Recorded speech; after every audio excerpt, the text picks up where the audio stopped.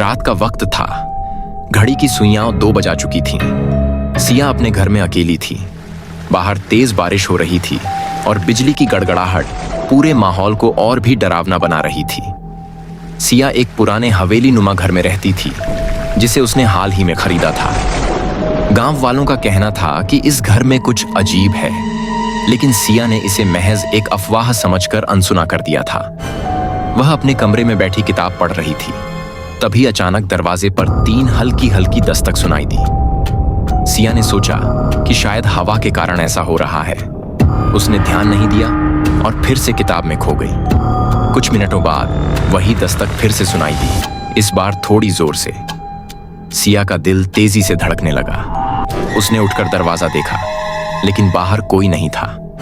वह जैसे ही कमरे में वापस आई, उसे लगा कि पीछे से किसी ने उसका नाम पुकारा। एक धीमी और भयावह आवाज, सिया।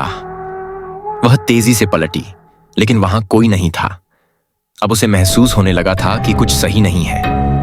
तभी अचानक कमरे की खिड़की तेजी से खुल गई और ठंडी हवा का झोंका अंदर आया। बिजली की चमक में उसने देखा कि कमरे के कोने में एक काली परछाई खड़ी थी।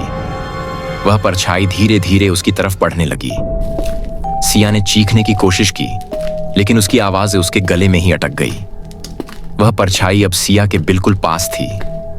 उसकी आंखें काली और गहरी थीं और उसका चेहरा विकृत था। तुमने इस घर में कदम रखा है, अब तुम यहां से कभी नहीं जा सकोगी, वह परछाई गहरे स्वर में बोली। सिया ने दरवाजे की तरफ भागने की कोशिश की, लेकिन जैसे ही उसने दरवाजे का हैंडल घुमाया, दरवाजा जोर से बंद हो गया।